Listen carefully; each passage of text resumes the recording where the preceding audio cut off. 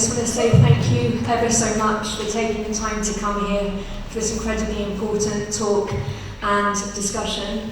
I don't want to take up too much time because I think it's really important that we hear from our guests. So I'm just going to explain to you the order of events.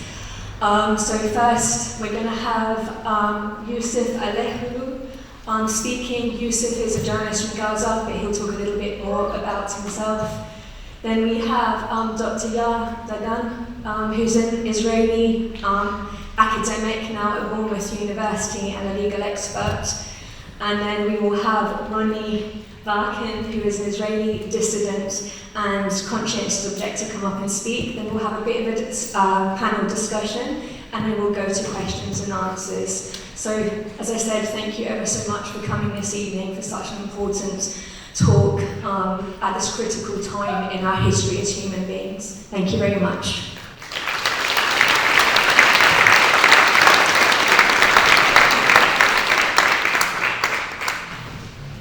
Thank you, Natalie. Let me echo what you said. Thank you, Jersey. Thank you for being here tonight. I flew from London to be with you. It's not my first visit, it's my third visit to this lovely island, and I produced a video to promote it amongst my followers. So it's a pleasure to be talking to you again.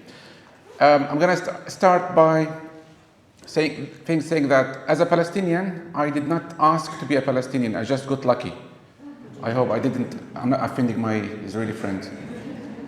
I'm a Palestinian journalist. I was born in Gaza, and I grew up there, and I lived most of my life there. And I decided to become a journalist in order to convey the message and disseminate the truth, and to raise awareness about what's going on, and to report on the crimes perpetrated against Palestinians for the past 75 years. I was lucky in the year 2013, I was granted a scholarship to do journalism at Oxford University. So I was selected for that opportunity. And I've been living in London for the past 10 years. And I was lucky to have visited Gaza last summer for the first time in 10 years, before it's being destroyed. At the end, I'm going to show you a short clip of one of my videos that I shot, because I was the last journalist to document the beauty of Gaza. Everything you are going to watch later on has been destroyed. I am the son of Gaza. I was born there and have been working as a journalist for the past 20 years, reporting in Gaza about Palestine. From day one, I have been reporting and documenting the most horrible genocide and the most denied at the same time. This is the first digital genocide broadcasted by the victims. As a journalist, I consider myself to be the voice of the voiceless, to tell the untold stories and convey the message. All of you have been watching what has been happening in Gaza since the 7th of October, but Palestinians have been suffering for 75 years before that day. Sadly, I lost 65 of my relatives and 8 members of my immediate family members. I lost my sister Asma and her 7 children, my nieces and nephews. And they're still under the rubble since last December. We have not been able to retrieve the bodies due to lack of machinery. 5-story building was destroyed. And they are not the only ones who are being buried under the rubble. You are talking about thousands of Palestinians, innocent civilians, have been buried under the rubble. Many of the corpses, of course, decomposed. Today marks the 131 days since the start of the brutal genocide. Now, you have to put yourself in my shoes. I'm going to say things you might not like. Israel, which claims to be the only democracy in the Middle East, has committed endless massacres, wiped out many entire families from the civil registry, killing over 28,000 Palestinians, including 13,000 children, including infants and babies, in addition to 8,000 women. Do we have the right for self-defense as people under occupation or not? Over 70,000 others injured, many with horrific wounds and amputations. Thousands are left with permanent disabilities. You've seen some of the videos on social media, how those kids screaming, being operated on without anesthesia. And doctors, they had to use vinegar just to work on those bodies. You know, many amputations, horrific wounds, burns by the internationally banned weapons such as white phosphorus bombs and the latest technology. Now, Israel, as a fact, has transformed Gaza into the world's largest open-air prison, then to a concentration camp, then to extermination camp. What's happening in Gaza is a genocide, but some people are still arguing it's not a genocide. Ethnic cleansing, because it's clearly, you can see that Israel is pushing the population from the north, middle area towards the south, Rafah, in order to push them to go to the Egyptian side. Now Israel says no one is innocent in Gaza. Kill them all. This shows their intention to collectively punish everybody. So the civilian population in Gaza are being collectively punished for the past 5 months, not only for the past 5 months, but for the past 17 years of siege since 2006. I was present at the time. The humiliation of Palestinians continues. Now Israel, when it wanted to inflict this damage, this genocide, it wanted to justify its actions. In order to do that, it wants to dehumanize Palestinians and portray us as subhumans, animals. Their children are children of darkness. They were involved. They cheered, celebrating the kidnapping of the hostages. They produced fake videos, propaganda campaign in order to justify their genocide in Gaza. And the world has been watching. The world has failed us, yes, but so many people are supporting our just cause. You are amongst them because you say no to the injustice. You say no to the genocide. You say stop this madness. Ceasefire now. All these calls fell in deaf ears. Now many were killed. Many civilians have been abducted, by the way, from Gaza during military operations. You're talking about hundreds of civilians were abducted. They were forced to strip naked. You've seen the videos. Handcuffed, blindfolded. Many of those people were humiliated, tortured. Many of them tortured to death, kept in very humiliating conditions. And Israel wanted once through these videos to humiliate Palestinians. It wants to break the will and break the morale of the Palestinian people in order to give up. But Palestinians are big-headed. Palestinians are resilient people. Palestinians say, you cannot defeat us. You have the most advanced weapons in the world, but you are not willing. We are not going to vanish. We are not going to disappear. We have a just cause to fight for. I asked some, Zionists, if you are under Palestinian occupation, would you resist or would you just stay idle? Of course, you have to resist the occupation. My point here, that history did not start on the 7th of October. Palestinians have been suffering ever since 1948, but the world has been turning a blind eye. The atrocities perpetrated by the Israeli regime, led by Netanyahu, the most extreme government in Israel's history, shows disregard to Palestinian losses. Now, many historical sites have been destroyed.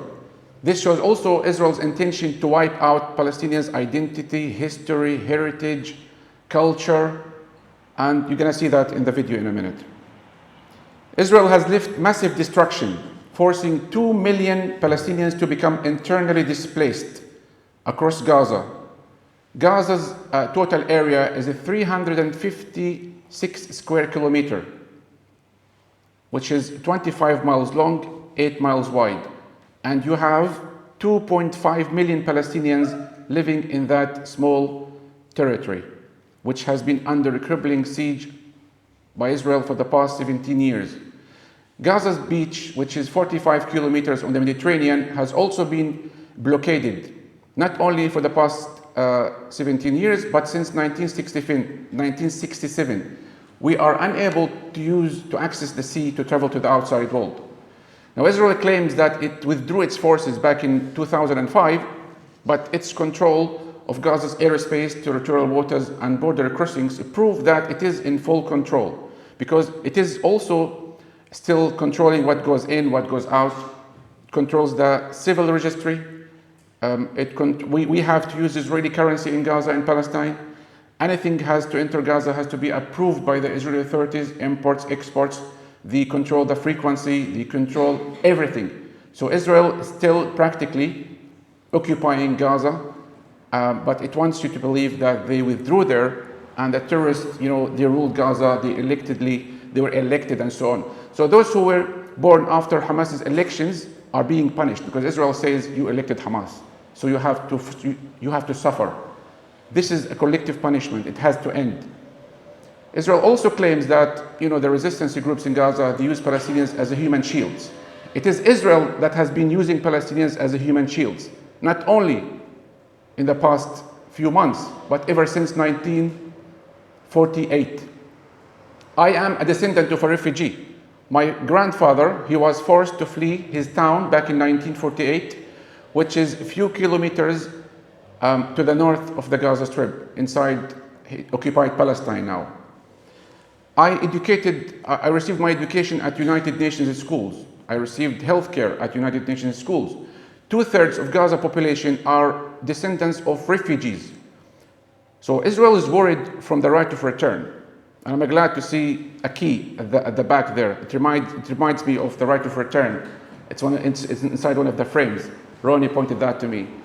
The key represents the right of return for millions of Palestinian refugees who were scattered across the world and who were forced to become refugees at the hands of Zionist militias at the time. We have to suffer until this moment so that Israeli Jews or Jews they can have a state in Palestine. It's not fair. We were not responsible for the Holocaust. Palestinians received the Jews from Europe. Is this our reward, that we are being kicked and punished and occupied until this day? So Israel wants to uproot and end the work of UNRWA in the occupied territories in order to finish off the right of return by tarnishing the image of UNRWA, saying that Hamas dug tunnels under UNRWA's headquarters. UNRWA, by the way, it stands for the United Nations Relief and Works Agency for Palestine Refugees. We have around 8 million Palestinian refugees living in exile. Inside the occupied territories, you have the same number. So the total of Palestinian population in exile and inside around 16, 17 million. So by UNRWA existing in the occupied territories, this is a reminder of the suffering of Palestinians and their right of return. So it pressured a number of international donors in order to suspend the support to UNRWA. Now, UNRWA represents the lifeline for over 1.5 billion refugees in Gaza. Because before, Gazans, there is an indigenous population in Gaza, but you have also Palestinians who fled from historic Palestine and they settled in Gaza. So the number tripled and doubled over the past years. I condemn in the strongest possible terms the Israeli terrorism. I condemn in the strongest possible terms the Israeli indiscriminate military occupation and attacks against us Palestinians, against the humanity in Palestine. Palestinians have been used as hostages and human shields by Israel for decades. On the 6th of October, Palestinians in Gaza have been suffering under prolonged Israeli military occupation. You wouldn't find an occupying power in history like Israel that presented itself as a victim. We are the victims of this brutal military occupation. It's the colonization, the Zionist project that was planted in Palestine aimed at creating a state for the Jews at the expense of the Palestinian people. And we have been suffering ever since. Racism and discrimination are obvious signs of Israel's occupation. We Palestinians are not people of a lesser God, so no one has a right to maintain monopoly to God. Despite all of our suffering, we are being described by the free people of the world as source of inspiration, steadfastness, and resilient people. It's because we refuse to vanish. We refuse to vanish like Native Americans. Palestinians are the indigenous people of the land. Our ancestors lived on that land for generations. We are proud of our roots, identity, culture, heritage, and history. Since 1917, our tragedy began. Balfour Declaration of 1917, when he promised Jews a land in Palestine, and we have been suffering ever since. And Palestinians have been struggling for self-determination and freedom. They have been staging revolutions, uprisings, demanding our liberation. We refuse to accept a brutal military occupation. And I say it again, we will never vanish. We will continue the struggle until we gain our liberation and our freedom. Che Guevara visited Gaza in 1959. If he is alive today, he would be fighting along Palestinians for self-determination and justice. Now, Israel has no defined borders. They keep annexing Palestinian lands and illegally occupy Palestinian lands for decades. It threw out the anti-Semitic card as soon as it is being criticized. That's why, we are criticizing the practices of the Israeli government. We are not against Jews. It wants to defend its military occupation. When Israel tells you it acts in Gaza in self-defense, this means they are defending their military occupation. And they don't care about the hostages. They killed many of the hostages so far. Israel could have saved many lives by sorting out this crisis in a better way, in a peaceful way, negotiations. But Netanyahu says he will never accept a Palestinian state. All what he cares about, shedding Palestinian blood. Let's make it clear that Palestinians are not collateral damage, and we are not numbers. All of those 28,000 Palestinian civilians who have been killed, they have a name, they have a family, they have a dream, and many of those dreams buried under the rubble. Despite the ICJ rulings, Israel continues to carry out a genocide and ethnic cleansing. There are 7 million Palestinian refugees, and those refugees, they will never, ever relinquish the right of return. Israel is worried from the right of return because they say your numbers will be bigger than us. But you are most welcome to live in that land, And as a Palestinian, I don't mind to live in one-state solution with equal rights for everybody. So when we say free Palestine from the river to the sea, this has nothing to do with the extermination of the Jews or kick them out from Palestine. No, it means Palestinians, whether they are inside Israel or the occupied territories, they must have equal rights with no discrimination between the Jordan River and the Mediterranean Sea. They can wipe out Gaza, but they cannot wipe out our spirits. Our faith is stronger than their bombs.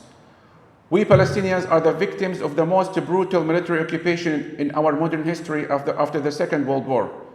We are experiencing the most vicious colonial racist apartheid regime, much worse than apartheid South Africa. We are not numbers again. When I remember my family, my sister and her children, it breaks my heart. I received the news in London during December, and I'm sad that I couldn't be with them. I feel I'm selfish being here in safety. They cannot find the food. They are suffering. They are sleepless. They cannot find a safe shelter. There is no safe place in Gaza. At least I was lucky that I saw them before this war. It's like God knows that something bad gonna happen. So I went to visit for the first time in 10 years. It was very stable, very peaceful. No one expected what was gonna happen. But Israel's response is devastating, is lethal. It uses disproportionate force to crush Palestinians, to push them towards despair. It flexes muscles in order to use Gaza as a scapegoat, to terrorize and scare neighboring countries, to say, look, if you dare resist us, this is going to be your fate. But again, the collective punishment the ethnic cleansing, the genocide, so many things happening in Palestine, and the world has been watching. The world has let us down, but you are still supporting justice. I'm going to finish there very soon. So what you can do, you can boycott, put pressure on your MPs, institutions, to call for ceasefire, withdraw your ambassadors from Israel. You can continue raising awareness, holding seminars, conferences. You can do twinning with Palestinian cities and universities in Palestine. And remember, if you are neutral in situations of injustice, then you choose the side of the oppressor. Nelson Mandela says, our freedom is incomplete without the freedom of the Palestinian people. So thank you for choosing the side of justice and humanity. Thank you for showing solidarity with your oppressed fellow human beings in Palestine. Do not let anybody silence you. You are raising awareness. You know, I decided to become a journalist to tell the truth because I felt that the world has abandoned us. And I have a moral duty to report on what's going on, despite the fact I'm away. I have a duty. People think I'm in Gaza because my heart and mind is in Gaza. I have been reporting since day one about this tragedy, this catastrophe. You know, when I managed to talk to my family, they say, we have the money, but we cannot find the goods, the food to buy. Israeli occupation forces, the tanks, the snipers, the reservists, the young people, they enjoy killing Palestinian civilians. They shoot at humanitarian aid trucks. So many bodies are scattered on the streets. You know, Nasser Hospital was attacked last night, and I was going live streaming with one of our journalists. He's my cousin. Some of you already following me on my Instagram. I've got almost 1 million followers, and people are interested to hear from Palestinians. That's why I accept invitations to come and talk about my experience as a Palestinian journalist, because often the traditional media doesn't tell you the truth. They don't tackle the root causes of the problem. They just focus on the reaction of Palestinians. So, it breaks my heart that I'm safe here, they are not safe. Each time I have to check my mobile phone. Each time, I rarely sleep. We feel that we are helpless, we are hopeless, that the world is watching, it's like really shocks me to my core, like how on earth the world can tolerate attacks on hospitals, attacks on hospitals and patients who were injured, they are injured the second time by the bombs. Attacking schools where people have been seeking shelter. United Nations schools, you are talking about 300 schools were attacked. You are talking about 300 mosques attacked, 3 churches attacked, Christians died in Gaza. Markets attacked. Cemeteries, can you imagine cemeteries being bulldozed by the Israeli occupation forces and exhumed bodies? They have no respect even for the dead. I'm trying to understand their mentality. How on earth that you enjoy killing civilians? You enjoy killing children playing on the streets. They have the latest technology, but they drop dumb bombs indiscriminately. They have the capabilities to target militants, but they have been carpet bombing Gaza for the past 5 months. My fellow doctors, they tell me that the nature of wounds, it's unbelievable. The shrapnel entering the bodies, the amputations. You are talking about at least 20,000 orphans in Gaza now. They lost their parents. You are talking about a generation that lost hope. You are talking about a generation that is being pushed to despair. Do you think these people will forget? No. Israel is creating thousands of freedom fighters in Gaza now, and they have to bear the consequences. They think that they can shut Palestinians, they can collectively punish us, they think that they can do whatever they want because they enjoy impunity. This impunity will end one day. America will end one day. So why not save time and just strike peace with your neighbors? It's very simple to have peace in the occupied territories. All what Israel has to do, just admit that it is occupying indigenous people for 75 years and allow them to have equal rights. and allow refugees to come. Allow Palestinians to use their natural resources. Free 12,000 Palestinian political prisoners. No one is talking about those political prisoners. The whole world has been focusing on the hostages. We are, of course, against the killing of civilians from both sides. But why, when it comes to the Israeli side, Israel has got a special place? Why Palestinians have been dehumanized? Why you allow Palestinians to be dehumanized? We are normal people like you, you know. I'm not talking about you as people in the present here, but I'm talking about the world. Like 12,000 Palestinian political prisoners, they have families. Many of those prisoners, children, women, without a trial, without a charge, they are just being kept continuously forever, not knowing when they will be released. So it's very stark reality. It's 5 months, I think it's so much. You know, this is the most horrific genocide documented in the 21st century. When I was a little kid, I was watching the news about the genocide in Bosnia. I thought that was awful genocide. It is. But what Israel is doing in Gaza is 1,000 times more horrific than that genocide. There are some people, they don't know the fate of their loved ones because so many people, their bodies decomposed, they vanished. So many people are being abducted until now. So thousands of civilians have been abducted, tortured, killed, and brought back to Gaza in blue bags. I think some of you have already seen them. So Israel dealing with us as numbers, as animals. You know, they kill. The other day I shared some videos. They're killing sheep, horses. They kill everything. They uproot houses. They uproot trees. They destroy anything that catch their sight. And you've seen these controlled explosions. They erase entire neighborhoods. Why?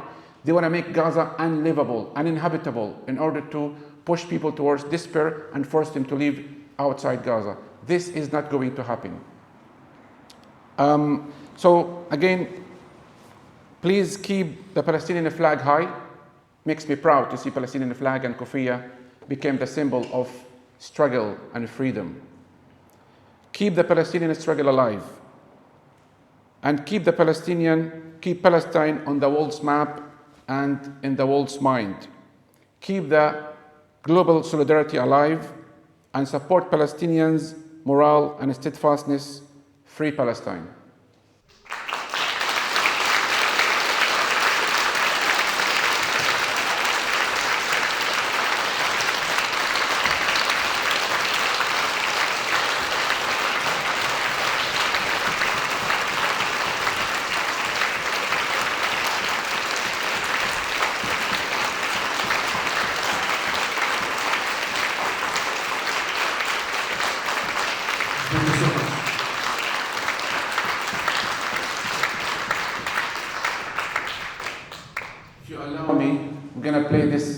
Message from our journalist colleague, Bisan. She sent this message to the world in a plea to intervene and stop the genocide and stop pushing Palestinians towards the exile in the Egyptian desert, because this is what Israel wants.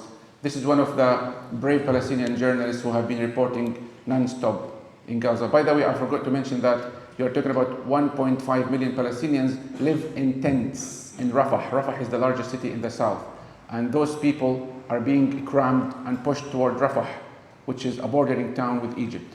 And the only access point for the Palestinians to leave to the outside world is through Rafah terminal.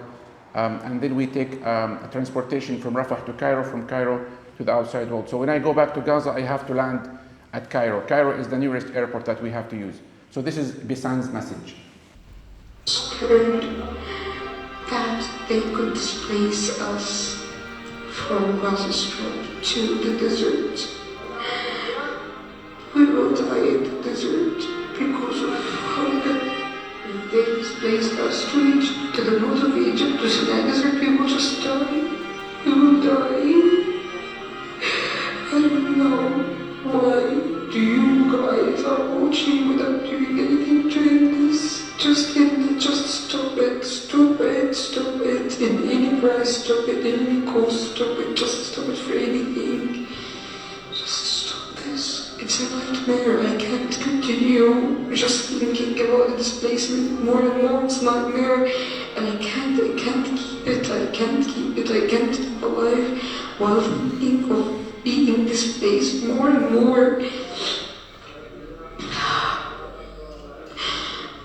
I just want to go back to my home. Sadly, we lost 132 journalist colleagues. Many of them, they were targeted deliberately. Now I'm going to play the long-awaited video that I managed to put together vertically. I'm working now on a horizontally documentary film about my trip to Gaza, because Gazans known to be a resilient people, and Gaza keep rising from the ashes, and the film is going to be called The Phoenix of Gaza.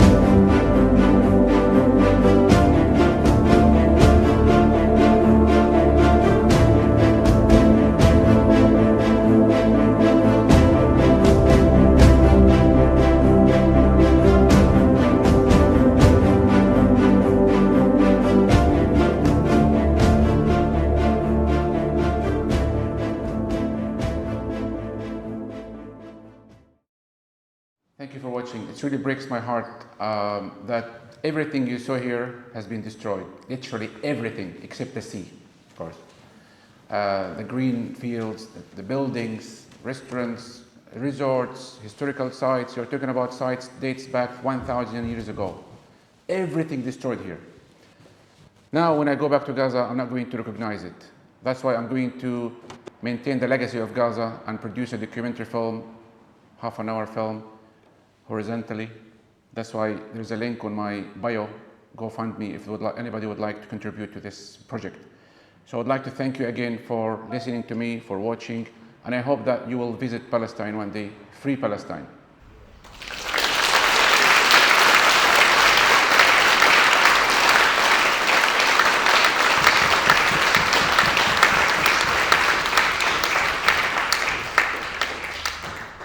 I just want to say thank you ever so much, Youself, for sharing. I can't imagine how incredibly difficult it is for you to share. I think it's really important for us to actually look at what Gaza looked like, to remember this is our human family. They have dreams, they have fun, they long to be free, as all of us wish to remain free. I feel like we should have a couple of minutes silence, if that's okay, to honour all those that have lost their lives. It just feels appropriate before we pass on to Yaar to speak.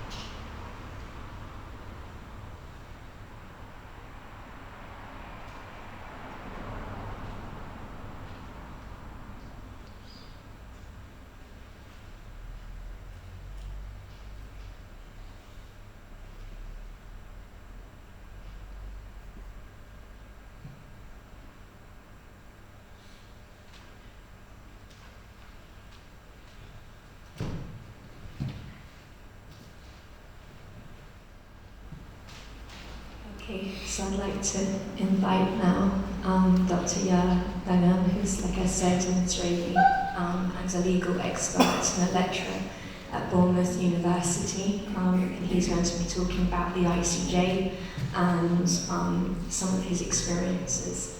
So I'm going to pass you over to him now. As I said, it's really important for us actually to hear from Israelis that we quite often don't get to hear from in mainstream media. We're told that there is a unified position, but this is not true. And so often they get erased from the conversation along with Palestinians. So I will be passing over now.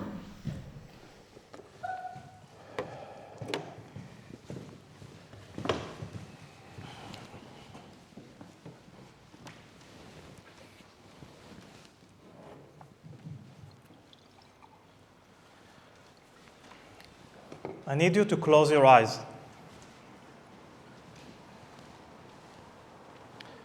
You're now holding a virtual gun, shooting virtual bullets, and you're killing people. Now, open your eyes. This is not a game. This is real, and you just killed someone.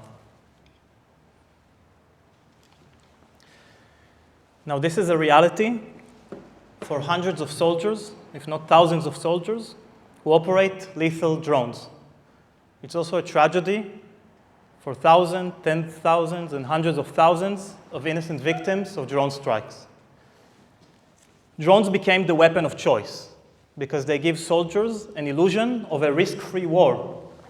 And my research question is this: how easy is it for soldiers to push the red button? To find answers, I decided to talk to soldiers themselves and to bring their own experiences from their own perspectives. And I've realized that lethal drone strikes are connected to a phenomenon called settler colonialism. Now, settler colonialists were collectives who suffered from persecution in Europe, so they're looking for a one-way ticket out of Europe. They were dreaming of empty lands of wilderness to build up a new nation. But their dreams were quickly shattered because they realized that these destinations are already populated by indigenous people.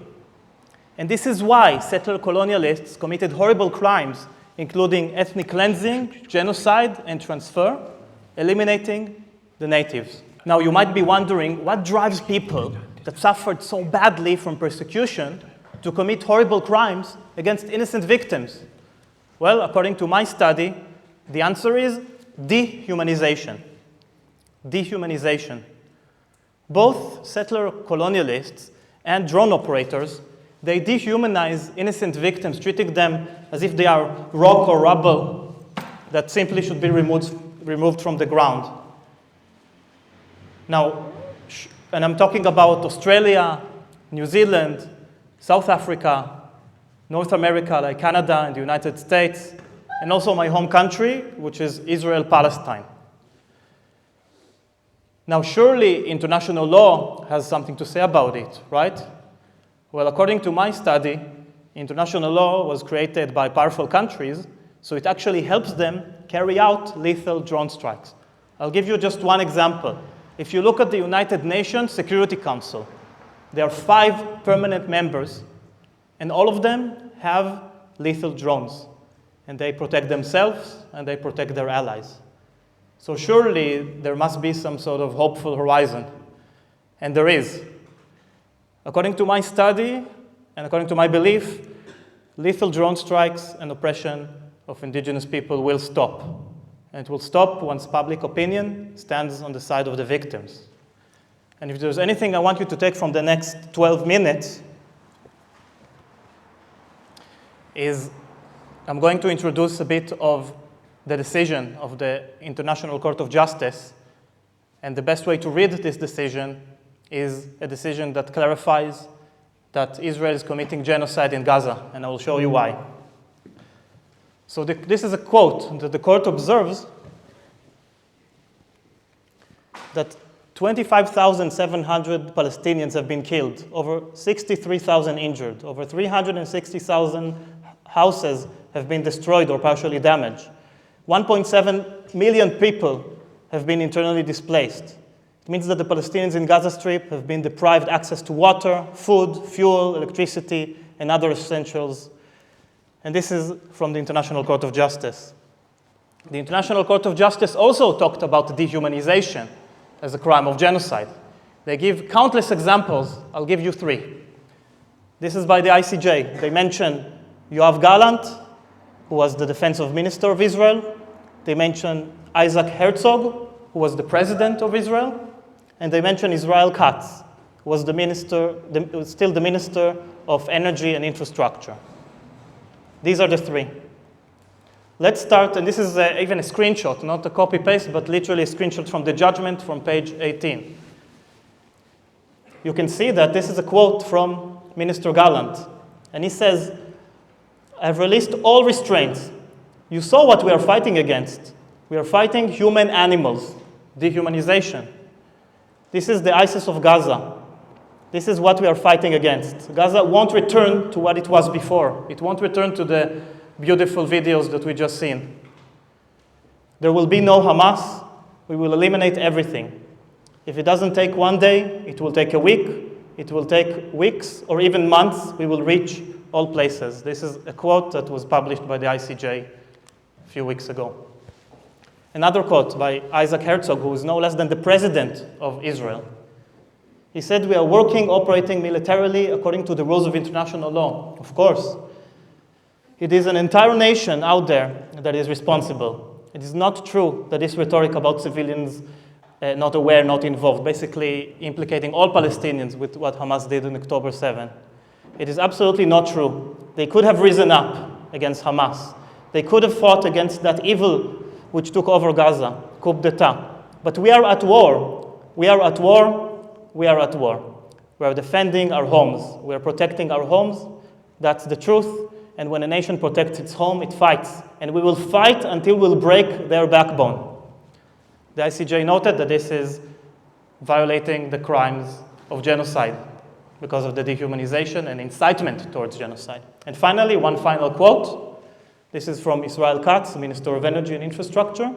We will fight the terrorist organization Hamas and destroy it. All the civilian population in Gaza is ordered to leave immediately. We will, again, this is ethnic cleansing, transfer. We will win. They will not receive a drop of water or a single battery until they leave the world. And this is why the ICJ gave Israel instructions, orders that they must follow. They should stop killing members of the group. This is an obligation under Article 2 of the Convention on the Prevention and Punishment of the Crime of Genocide. Israel should stop causing serious bodily or mental harm to Palestinians. Israel should stop inflicting conditions that will bring physical destruction. And Israel should stop imposing measures intended to prevent birth within the group. And the ICJ is the highest authority on international law and what is right and what is wrong. We can use this to our benefit. Finally, the ICJ noted that Israel must take, or ordered Israel to take immediate and effective measures to enable the provisions that are urgently needed basic services, humanitarian assistance, to address the condition of life faced by the Palestinians in Gaza. Israel must also take effective measures to prevent the destruction and ensure the preservation of evidence related to the allegations. The reason Israel is doing this is because Israel and Zionism is a settler colonial project. It is not a traditional colonial. Israel is very much like the American Revolution in the sense that the Zionists see themselves as an anti-colonial movement, the same way that the Americans saw themselves as an anti-British colonialism, fighting for their independence through a liberation struggle. And decolonizing a settler colonial situation is different than decolonizing settler colonialism. Than decolonizing traditional forms of colonialism, like the occupation over Algeria, like the British type of colonialism of the Caribbean islands and other territories. So if there's one thing I want you to take from today that will be useful for, I believe, in the struggle for freedom, equality, and justice in Palestine, is that there are 4 differences in what we are seeing today in Palestine because of the settler colonization rather than the traditional colonization. One is that traditional colonizers, they want to take advantage of the natural resources. But the settler colonizers, like Zionists, they focus on taking over land. And to take over land that is populated, you need to commit ethnic cleansing, genocide, and transfer to take over indigenous land. The second difference is while traditional colonizers, they indefinitely reliant on the empire of the state of origin. And once they lose that support, then colonialism can be dismantled through resistance to colonialism, like the example of Algeria. But settler colonizers, they only temporarily relying on the empire. So if there was a British mandate over Palestine, the Zionist movement was using terrorism against the British as well to gain independence through a liberation struggle. So they only temporarily rely on an external power. They want to be independent. The third difference is while traditional colonizers are the same nation, the same identity as the place that they came from, and therefore it's easy for them to go back, for Zionists, they have a different nation. They have a different identity. They're redefining, they're creating a new nation at the expense, in this case, at the expense of the Palestinians. And they are separated from the place that they came from. And finally, the traditional colonizers, they see themselves as part of something bigger, as we discussed. But the settlers, they see themselves as victims, as refugees, and they're looking for a homeland, and they're ready to die rather than leave their only place as they perceive themselves. And when we compare the example of American settler colonialism, it is very clear that Israel is committing war crimes. We can see that this is the depiction of American progress by, this is a painting that depicts the successful colonization of America. And in the painting, we actually see the indigenous people, the Native Americans, Indians, First Nations, who lived in the indigenous people, the natives of North America. But in Zionist myths, the Palestinians are completely absent. This is a picture of drying out the empty swamps, because the myth and the dehumanizing myth that allows this to continue is the perception that Israel was empty or Palestine was empty. No one was ever there, and it is just up for grasp. And finally, in the last 4 minutes that I have, because I will keep it to less than 15, I want to introduce the concept of Israeli militarism. I want to introduce it by explaining that I grew up in Israel my entire life, and there is no difference between civil society and the military in Israel. The military is everywhere. It's highly militarized society to an extent that there is no civil society that is independent from the military or the army. These are just a handful of examples out of thousands of examples of how the army is embedded in every aspect of life, from learning how to count numbers 1, 2, 3 with tanks and F-16s to dressing up like soldiers for the Purim, which is the Israeli equivalent of Halloween, to posing in your wedding with tanks, and so on. And this is an article that was just published. Every day there is something new evidence for Israeli militarism. If you look, Israeli carry arms in public, you will find an article that was published a few days ago at The Guardian, and they show pictures of how Israelis are now bearing arms everywhere publicly in the streets. When I saw the article, I thought this was normal, because I grew up in Israel, but I was pointed out by my British friends that this looks insane. So I want to show you something that for me, as someone who grew up in Israel, seems completely normal, but in the eyes of many people that criticize me for thinking that this is normal, this looks completely insane. That right now in Israel, civilians are armed because, again, there is no difference between civil society and the military. Okay, so I'm just going to show you a few of those pictures from The Guardian.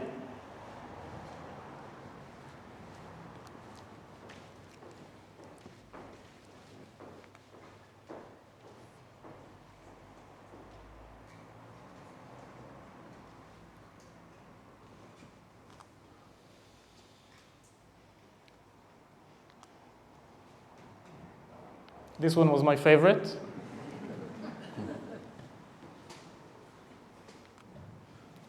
And I'll finish with just 3 examples of hyper-militarism that exists in everyday life. This is a soldier that is in Gaza, and he did a graffiti in a Palestinian home that saved the date for his wedding that will take place in March 2024, just next month.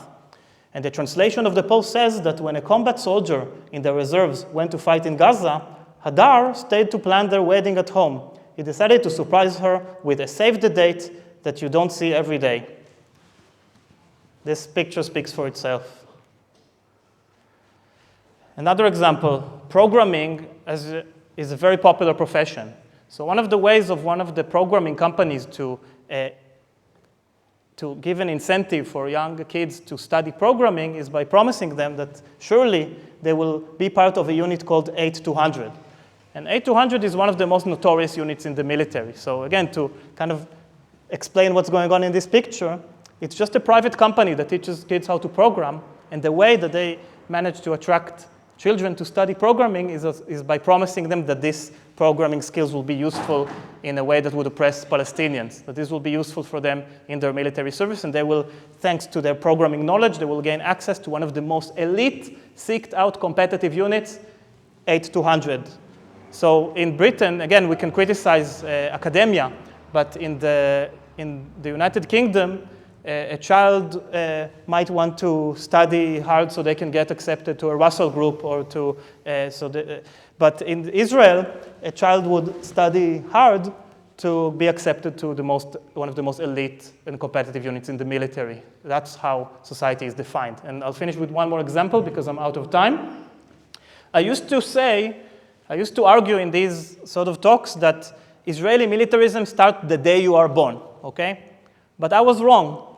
The indoctrination to get a young Israeli child to go into the army doesn't start when you are born. It starts before you are born. And the evidence that indoctrination starts before you are born comes with this advertisement. So this is an ad for a private hospital that is trying to convince young Israeli women to deliver the child in this particular hospital. The way they do it is by showing very clearly a fetus that has not yet been born, and even though they are not born yet, they are wearing a military beret of a very prestigious military unit, it might be an officer beret, and he is making a salute. And what it says in the text, in Hebrew, it simply says, this child is receiving the President's Medal, which is the equivalent of the Purple Heart in America. It's the highest prestige. The Presidential Award of Distinction for 2038. And it means he will probably be born in Lis Maternity Hospital.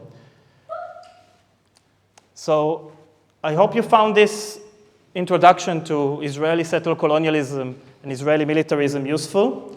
And we'll continue with Ronnie Barkan. Thank you very much.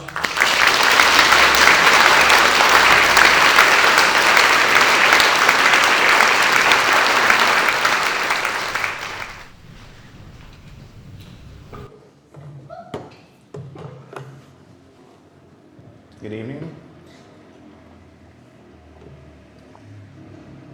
Israeli democracy, the Israeli left, the Israeli-Palestinian conflict, Israel and Palestine. I just threw some serious Zionist propaganda at you right now. And the reason what I'd like to do here in a few minutes, because I'm wary of the time, so I'll try to keep it short, is to explain why these are all forms of propaganda, and you should be very careful when you hear these expressions like Israel and Palestine. You may be familiar with this map. It shows basically how Palestine became Israel. It's the same land, the exact same spot of land. Israel and Palestine are the exact same spot of land. We don't have to go into the whole history, and it's not a history lesson here, but I would like to kind of touch on the mentality behind it, and it exactly reflects what we have heard of just now from Youself and Yaar. So initially there was Palestine. Zionist settler colonizers came over to take over the land, to inherit other people's land. Pre-48, during the partition plan in 1947, UN partition plan, there were roughly 10% of the land was owned by those newcomers to the land, and there were no more than 30% of the population. But according to that plan, they got more than half of the land.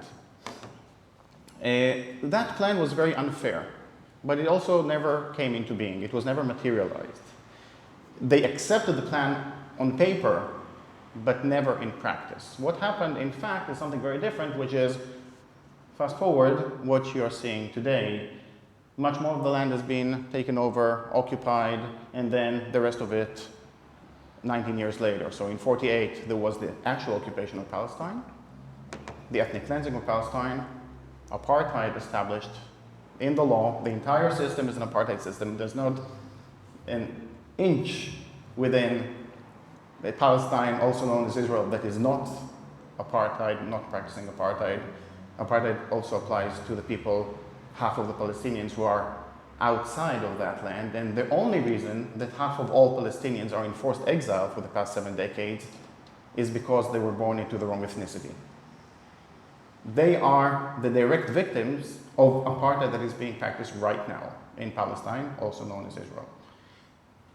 Unfortunately, that process is an ongoing process, and what we are seeing now is the culmination of all of that, in all its atrocity, in all its horror. So I will focus only on the partition plan, and I said that that never came into being. Why didn't it come into being?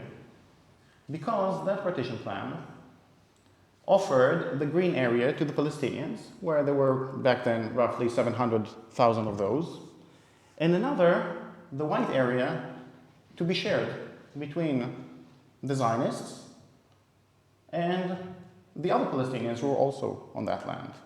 So this was supposed to be a shared space, about almost 50-50 of population.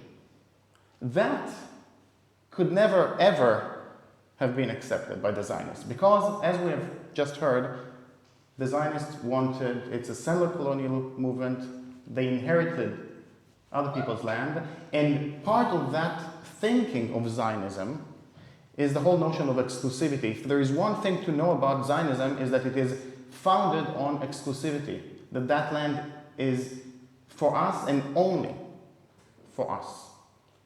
So maybe they accepted it on paper, but they never ever meant it to implement that. What needed to happen, what must have happened at the eve of 48 when they declared the foundation of the Israeli state, the so-called Jewish state, what needed to happen is either an act of ethnic cleansing or an act of genocide. Because they needed to rid themselves of those people who were inhabiting that land. So if you go back to the previous set of maps, you can see how the land has been, they have taken over the land, but it's not only about the land. It's not only about the very, how many kilometers or miles are there, but it's also about the question of which are the people that are allowed to live on that land. This is part and parcel of Zionist thinking. So I identify as an Israeli dissident, meaning that I am opposed to every single thing that Zionist race state stands for. Because I demand equality, because I demand the rights of everyone, I necessarily oppose Zionism, everything that entails. What's happening in practice, as I said, is basically something very different. There is a whole system, quite a sophisticated system. The situation in Israel-Palestine is not complicated. It's brutal, but it's not complicated. What is complicated is when you look at the legal structure that has been put in place, where different people have different rights based on their ethnicity. But the one underlying foundation is that that place is for us and only for us. For us, Yaar and myself, who are among the privileged group, which only represent 1/3 of the sons and daughters of that land. And I allow myself, Youself, to count ourselves right now for that argument as also belonging to the sons and daughters of the land. So in our shared future, in our vision for a shared future, we are about 1/3, but actually the vast majority, 2/3 of the population, are the Palestinians, and half of which are in forced exile because they cannot be, Israel cannot afford having them there. The story of Gaza that we heard about, that we see every day in the news about, is the story of 1948. Again, this is not a historical lecture, but everything that is happening in Gaza today is the culmination of 48. First of all, we heard from Youself, 2/3 of the population, about 70% of the population, are actually refugees from 48, from that territory that was ethnically cleansed in 48, and Gaza was established as a refugee camp. This is also, it explains the shape of it, because it was carved out to house these surplus human beings, these unwanted human beings that Israel could not afford to have in its territory. Ever since, it has been treated as a concentration camp, and I'm choosing my words very carefully, and these days it has been transformed into an extermination camp.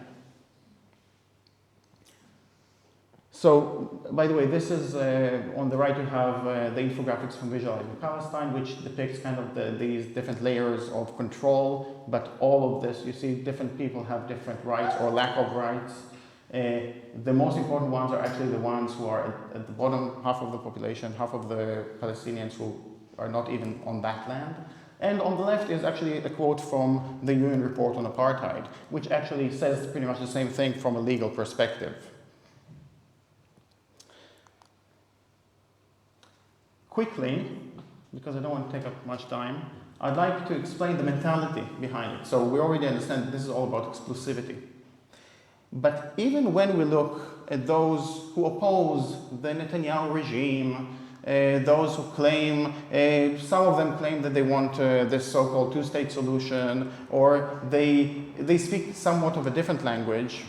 They don't want anything else than what I described before, a land for them and only for them. They are only, you see, you have the honest Zionists that say this is all ours, we will dictate, and you have the others who try to come across as liberal, and they say, no, we're willing to give something to the Palestinians as long as we are in control, and we will give something for them and for them to have as little as possible, and for us not to have to interact with them. So we will let them stay there as long as we are in control. And so basically, this is someone, for example, who challenged Netanyahu in the elections in 2019. He is the former military chief of staff, Benny Gantz. In his election campaign, I'll play a quick video. This is how his election campaign started. He was the military chief of staff during the assault on Gaza, what's called Operation Protective Edge, where 551 children have been murdered, 89 families have been liquidated, obliterated. And in the campaign, the very first video of his campaign shows numbers running on the screen, as you will see. And these are, he boasts about how many people he has killed in Gaza. These are quotes from there.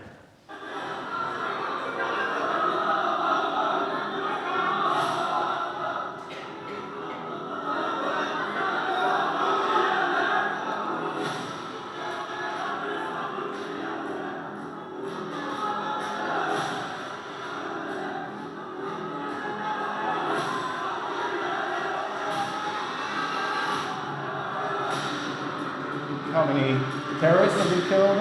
3.5 years of quiet, only the storm winds. This is the contender to Netanyahu. This is supposedly the moderate of the two. In his first video in his election campaign. I will not play this video.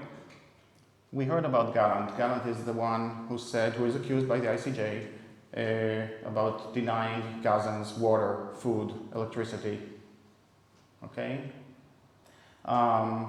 fuel, etc. He coined the term, the trick of turning blood into money. This is from an excellent film called The Lab by an Israeli filmmaker, showing how Gaza is being used as a laboratory for testing out weapons. I could go on and on about it. I'll leave that maybe for our later discussion among us and with all of you. But Israel is trying out its weapons, and it is big business for Israel. They are trying the so-called less than lethal weapons in the West Bank, where I've been demonstrating many times, shot at. I've had also I've seen people injured and also die next to me. But usually they're using the so-called less than lethal weapons. And in Gaza, they are trying out right now, as we speak, Israeli companies that are producing these killer machines and these means of destruction are trying out right now their new developments, hand in hand, working in tandem with the Israeli army. And they are making big bucks out of it. I'll skip the rest, but I think that you will understand. Maybe I'll just touch on that very quickly so we understand. I mentioned there are two types of Zionists, the honest ones and the so-called liberals. The honest ones say something like this: yes, there was the ethnic cleansing. Yes, we have basically cleansed the land of its people. The greatest mistake, according to Benny Morris, a historian who actually helped to expose the ethnic cleansing of Palestine, as a historian, he did quite a good job exposing it, but morally speaking, he's full-on Zionist. He's unashamed about his Zionism. And he says our greatest mistake, or Ben-Gurion's greatest mistake, is that he hasn't cleansed the entire land of its indigenous people. And then problem would have been solved. Because the land has not been cleansed, the problem carries on, and this is what we are seeing right now in Gaza. Problem in double quotes, of course. This is what we are seeing in Gaza. The other ones, and I'll end here, are the so-called liberals. The so-called liberals, they say, and he is Anya Yalon, another one of those who has some peace initiative under his name. He is an advocate of the so-called two-state solution.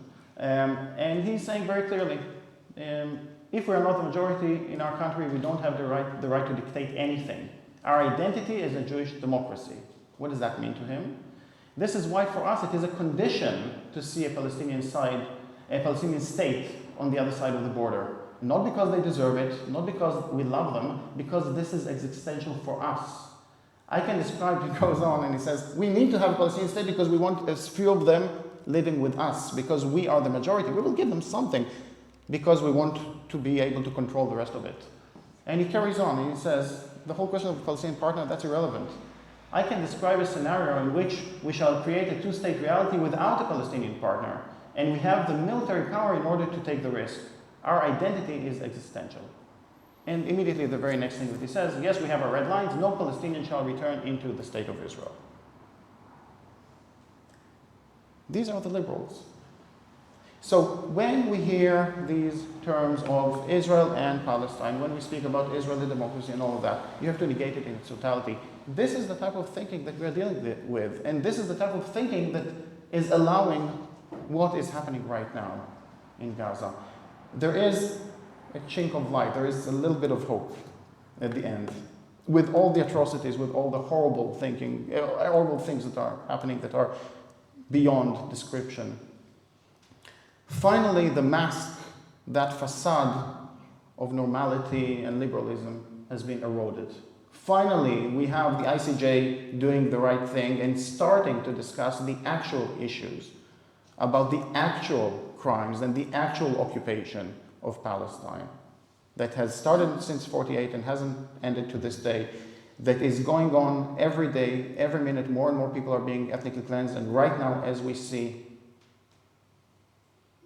it's even beyond all of that.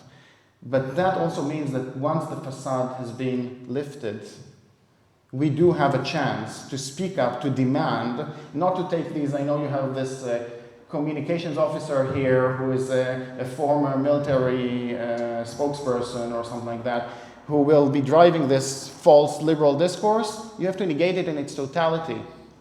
What we are dealing with is a settler colonial mentality of exclusivity that will never stop until it basically rids itself of the Palestinians, and this is something that we owe ourselves as humans, we owe Palestinians, because they are under the boot of Zionism, and it is something that is in our hands. So thank you for coming, and let's push forward with that.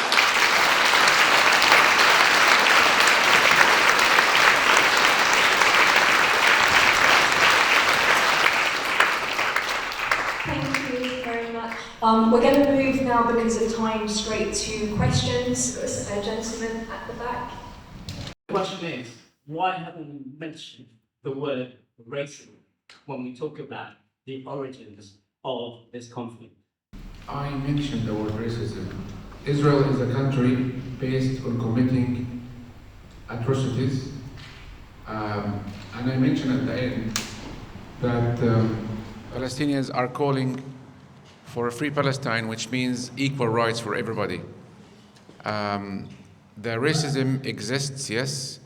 There are some certain roads for Israelis in the West Bank. Even there is racism against the black Jews from Ethiopia. Some cemeteries designated for certain Jews. Yeah, racism exists. Now, also, my colleagues also did mention, tackle this point that Israel wants to see all Palestinians out of the land, and this is a proof of racism. So maybe if it wasn't mentioned explicitly, but it's understood that Israel committed atrocities, and Israel, a country raised on violence. It keeps provoking Palestinians in order to justify its actions. Maybe my colleagues, if they would like to add something. I did call it a Zionist raised state, which I think that is a very good definition for what the state of Israel is about. But usually when I speak about Zionism, I refer to it as white supremacy. It is a form of white supremacy. Some people have issues with that term, so if you prefer using the term racial supremacy, that is okay. But it is white supremacy. We have to understand that whiteness is a construct. It's not about skin color. It is about the way that people perceive themselves. And Zionists, all Zionists, see themselves as somehow superior, somehow not only more worthy, but making the distinction between us and them, making a distinction between the superhumans and the subhumans. And again, I'm choosing my words very carefully. The entire legal system is built in Israel around that distinction. If we had more time, I could say more. But about white supremacy, you know, when we talked about earlier about, you know, half of the population are Arab Jews. People, Jews coming from Arab countries, Yemen, Iraq, and so on. And they are darker skinned. But and then unfortunately, they are also, statistically, also even more racist towards Palestinians. And we will challenge someone of that background, and I will say, they will say something against Arabs, and I will say, but hold on, aren't you an Arab? Then, you know, their parents or grandparents came from Arab countries, they were speaking Arabic, they were listening to Kulthum and so on. Then the response that I would get is, I'm not Arab, I'm a Jew. They don't mean I'm Jewish by religion, they mean I'm Jewish by supremacy. This is the tragedy of Zionism, other than the tragedy that it inflicted upon Palestinians, is how they transformed those people who came from Arab countries into Arab haters, and how they use and abuse Judaism. So the other tragedy is how Zionism is a direct assault on Judaism and Jews around the world. I'll just answer quickly that absolutely right. Racism is definitely relevant. I would say racism is a term that is very general. So would we use racism as and I only had 15 minutes and I was trying to keep the time. Racism, would you use racism as your first and foremost reference for the ethnic cleansing, genocide and transfer of Aborigines in Australia, or the natives in the First Nations in Canada, or the Indians or Native Americans in North America or in New Zealand or during the apartheid in South Africa? Well, maybe we'll use the term racism, but racism is also a term that explains the civil rights movement and other types of oppression that are not elimination of indigenous people. So it's just that my research started actually with racism and critical race theory that are very useful to expose racism. I completely agree. I think the terms are important, the language is important, and by recognizing what Zionism has been doing to Palestinians in the past since 1948 and even before 1948 as a settler colonial movement of ethnic cleansing, genocide and transfer, we can frame it alongside the similar examples in history, including South Africa, New Zealand, Australia, Canada and the United States, against the natives and indigenous people of those countries rather than racism towards what used to be called African Americans or black peoples in the civil rights movement. But we can, of course, make comparisons and learn from all struggles, including slave uprisings and the suffragettes and other movements that managed to change the world. So thank you for your question.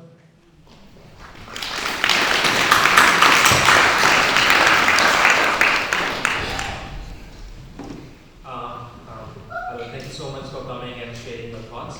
I'm a Muslim and I'm from Pakistan. And I think one topic all of us ignored, and it was ignored today as well, was the complicity of the Muslim world and the Arab world as well. So it's a self-reflection. The Arab world and the Muslim world is divided, and I think it's unfair to criticize just the Western countries. The neighbors are as complicit as they could get. So while just a brief analysis of your side of the complicity of the Arab and Muslim world as well. Well, yes, this is stab in the back. This is really, it hurts a lot when we ask our Arab neighbors to intervene. But of course, the nations are suppressed. The Arab regimes, there are some dictatorship, they struck peace deals with Israel and they are careful not to defend Palestinians because they say it's because of Hamas and stuff. Yes, we feel we are let down. We feel abandonment from the Arab and Muslim world. It hurts a lot, and we actually pin our hope on the freedom-loving people around the world, people of conscience around the world. But I think the solution should come from the West, because it all started from Great Britain, from from the United States, which has been supporting this illegal occupation. We know the Arab world divided, yes, it's because of they passed through colonialism, their countries were occupied, and the West is controlling the Middle East. So, yes, you are right, but we stopped calling them to intervene. Unfortunately, it's very shameful stance. This is the reality. This is a very interesting question, and I'll just answer very, very honestly. I'm an Israeli citizen. I don't have any other citizenship. I'm just a citizen of the state of Israel, so my sort of focus is on what Israel is doing wrong, simply because I understand Israeli culture, I understand the language, I understand the nuances of the society, and this is my focus. But it doesn't mean that we shouldn't put pressure on other countries to put an end to Israeli settler colonialism and to put an end to Israeli form of apartheid and to put an end to Israeli form of genocide. It's just that we need to work on a wide range of avenues, and I really hope that all countries all over the world would join the boycott, divestment, and sanction campaign, will join the Palestine solidarity campaign, and would be not complacent with Israeli atrocities, as we've seen the process during the apartheid of South Africa and the dismantle of the apartheid during the apartheid regime in South Africa. Yeah. Hi, friend of the CJ. Could you elaborate on what's happening in the skin bands and the organ harvesting, which is currently has been happening in Israel? I don't have enough information, so unfortunately I cannot say more than what we may find here and there in the news. We do know about the condition of bodies that have been returned to Gaza. We're talking about even people, not combatants, not that I'm here to negate the legitimacy of the struggle, but even non-combatants who were taken by Israel and returned in body bags. We know that their condition was awful and bodies have been tampered with. I don't want to say something that is kind of, the information is not totally readily available. I can later refer you to a couple of documentary, documentaries that have been done on Israeli television actually covering some of that, but that's... So the organs harvesting is something not new when it comes to Palestinian bodies. Many of the Palestinian bodies, when they returned to Gaza, many organs were missing. And of course, the Israeli side, they put them in blue bags, tied them. And the Palestinian side, they have no time really to go through the bodies. And according to the Muslim Sharia law, they have to be buried straight away. So we don't have time to go and check the autopsy and do the reporting and stuff. But it's been reported that, I saw some TV reports about skin banks. It's not about skin, organs in general. So I'm not surprised if it's true. Thank you so much, Ronnie, for coming to share with us tonight. There's so much we've seen lately that brings despair or grief or even depression. What brings you hope? It's a lovely question. You people. Thank you for coming, and really this is the only way forward when we stand up against what our so-called elected politicians are doing, and they are definitely not acting on our behalf, but we have to demand of them that they do. And also, we have to hold them to account whenever needed. I echo what my colleague said. It's the freedom-loving people of conscience like yourself. Natalie, she's a great supporter of the Palestinian cause.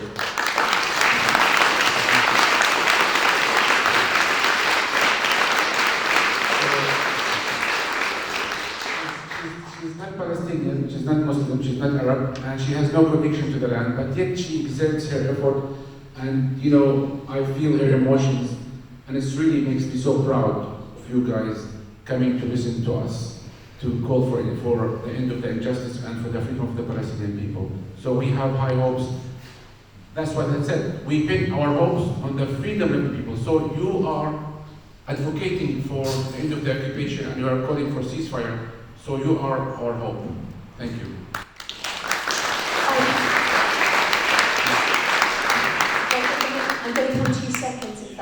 Yes, we have lady, and I think we haven't had a female yet speak, so.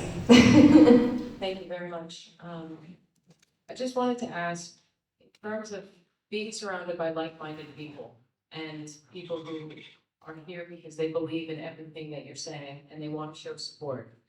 But when engaging people from the other side, the people who, for example, I was invited into a room that was supposed to be an open space and an open dialogue, but it was very much a Zionist narrative. And I wanted to be empathetic to their position. And I wanted to also not alienate and say us and them.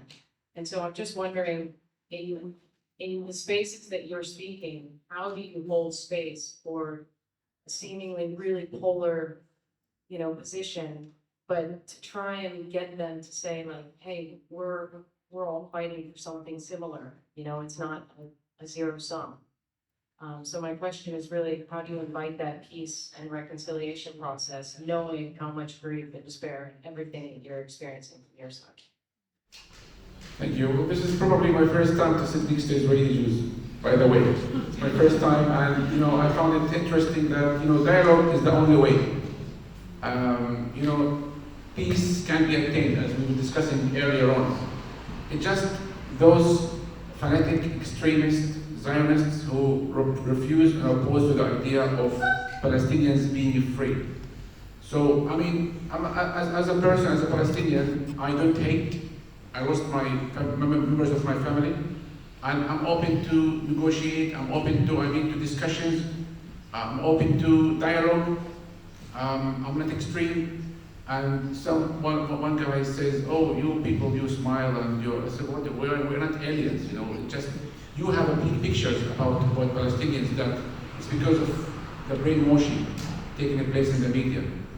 So if there is another discussion with people who are willing to listen and hear and talk, I don't mind. People have to listen to each other."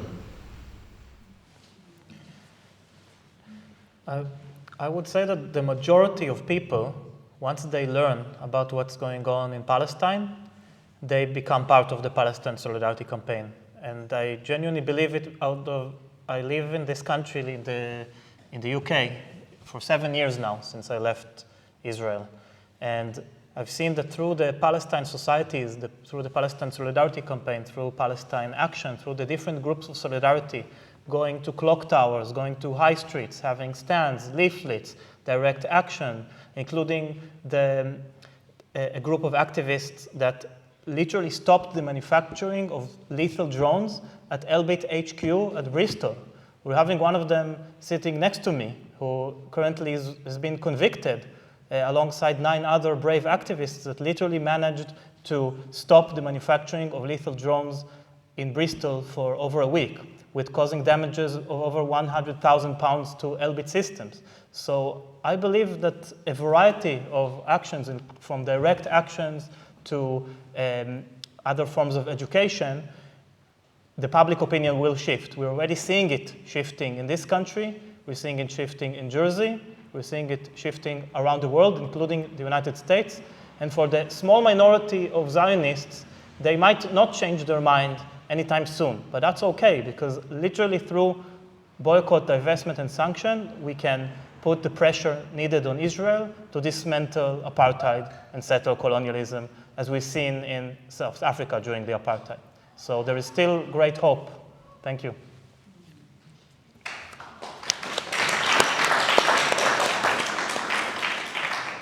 I'm not at liberty to talk about the ongoing legal process, so I will answer the question about Zionists. I am willing to talk to anyone, including Zionists, but I'm not willing to give them an ounce of legitimacy. Neither to Zionism nor Zionists, not a single one of them. I'm happy to talk to them, I grew up with them. But Zionism is fundamentally unacceptable. It is fundamentally racist and supremacist in its very nature. And we have to understand it as such. It's not about when they talk. I'll give you one example. When you remember that I said the Israeli-Palestinian conflict, I refer to it as a form of propaganda. There is no conflict. There is a system of oppression, domination, and terror which exists for the past 7 decades by the Zionist race state over the indigenous Palestinian population. This is what happens. If it was a conflict, we would have to negotiate, we would have to, maybe each side will have to make some concessions in order to solve that quote-unquote conflict. Maybe we could have some diplomatic approach. There is no conflict, there is a system of oppression, and that system of oppression has to be abolished. Just like slavery, just like fascism, Nazism, just like you name it, okay, apartheid in South Africa, etc. These systems of oppression that are built for that very purpose must be abolished. Then and only then we will have the opportunity, we will have some form of an equal playing field where we can build upon something that respects the rights of all 21 million or so sons and daughters of the land, a third of which are currently the privileged group and 2/3 are the underprivileged.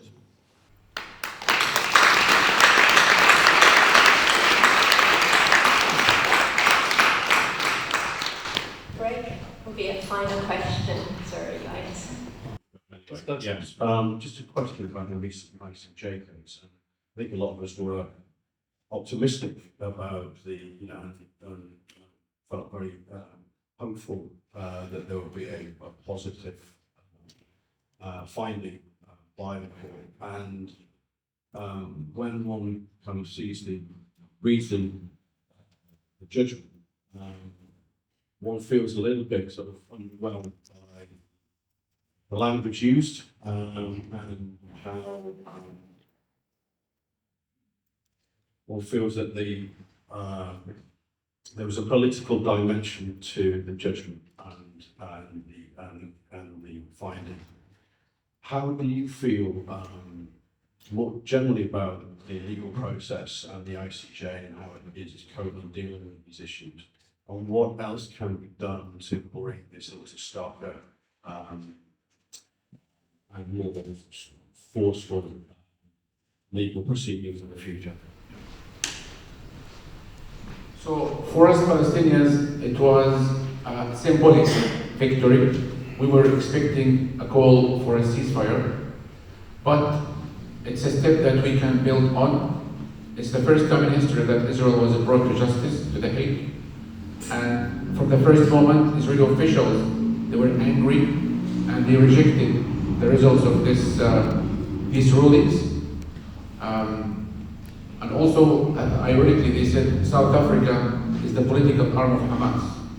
So Israeli officials, they were not happy from these rulings, although it's not binding. But I think it's a step in the right direction. And we Palestinians, of course, we felt disappointed, frustrated that this genocide is ongoing until this moment. But Israel now is known by the whole world.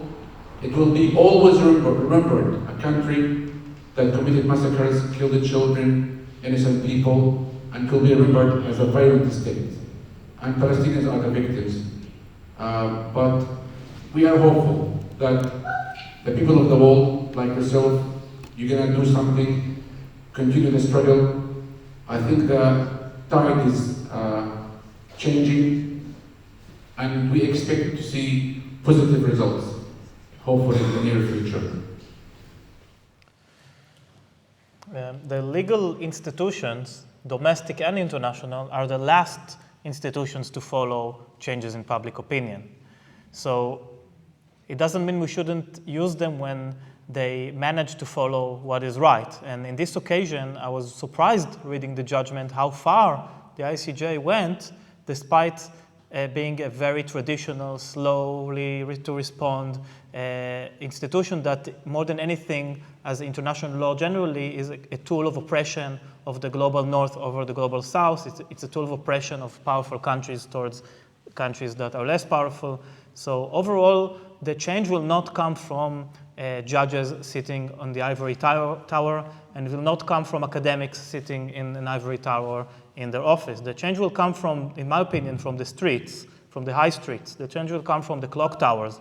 The change will come from the people holding up the Palestinian flag and the banners and the BDS and standing up to Barclays and other institutions that are complacent with Israeli form of genocide. And the later on, maybe too late, maybe way too late, but the legal institutions will eventually have to follow, as we've seen with SWIFT, that at some point divested from South Africa and refused to transfer money in and out of the country. That day will come even sooner than we expect, and it takes all of us to work together towards that goal.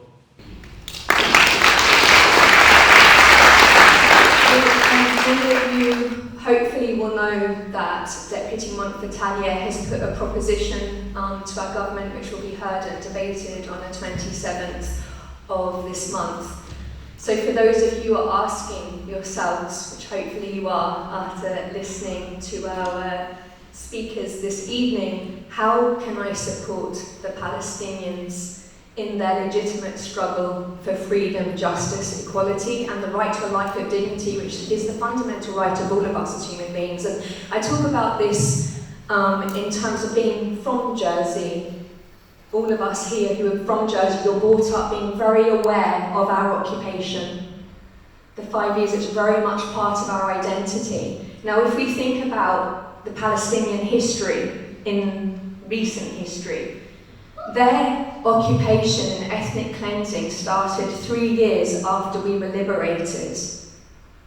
So I ask all of us who are from Jersey, Islanders, how many of us will be willing to wait this long, to be so patient, to be so non-violent, really, in the context of what is actually 8 decades of oppression? How many of us would be willing to live on our knees? How many of us would have accepted our occupiers bringing their own civilian population here, taking over our homes, killing our children, destroying our homes, taking our land, and then if we dare fight back, calling us terrorists? How many of us would accept that? So I ask you, as you ask yourself, what can I do to support the Palestinian struggle for freedom, justice, equality, and that life of dignity? To do everything you can to make sure that that proposition goes through. So contact every state's member. I'm disappointed once again to see that our external relations minister, who is our connection with foreign jurisdictions, again hasn't bothered turning up to hear direct from our Palestinian friends and from our Israeli friends to hold a different perspective. And we need to be asking ourselves the question, why is that? What is stopping that from happening? So I ask you, statesassembly.je, look up the members, write to every single member there and demand that they support and vote for that proposition with no amendments. And after that, I ask you to keep raising the flag, keep talking about Palestine, keep educating yourself, supporting the boycott, divest and sanction movement, supporting any movement that is working to the liberation of the Palestinian people. And then we can look at ourselves proudly and know that whenever again happened, we stood on the right side of history and we did everything we could.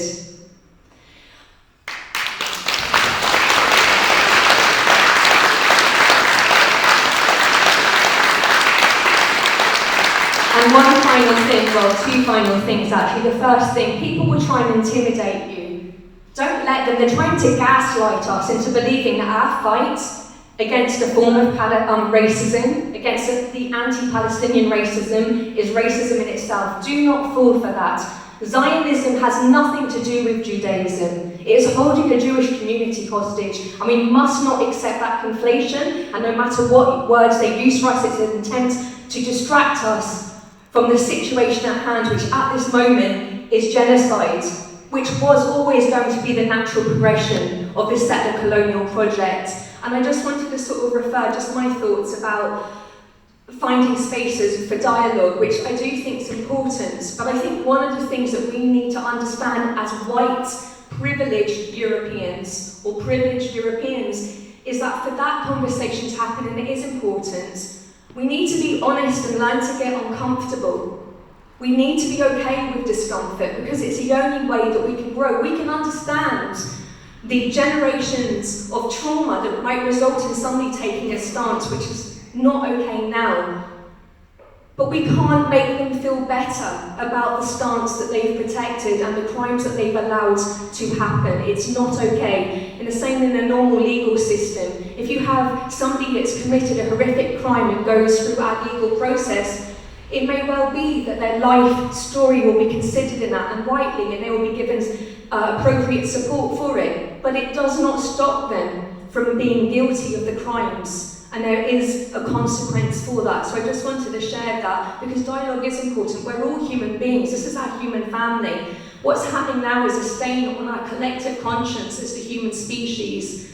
But we need to not allow ourselves to become desensitized to it and to really imagine we could have a different world, because I always think that everything starts in the mind as an idea, both good and bad. So let's picture a world that's built on love and compassion and kindness, where all of us have freedom, justice, equality, and a life of dignity, and recognise our connectedness. Because there's one thing for sure, and the pandemic really showed that to us, that what happens in another country always ends up impacting us here.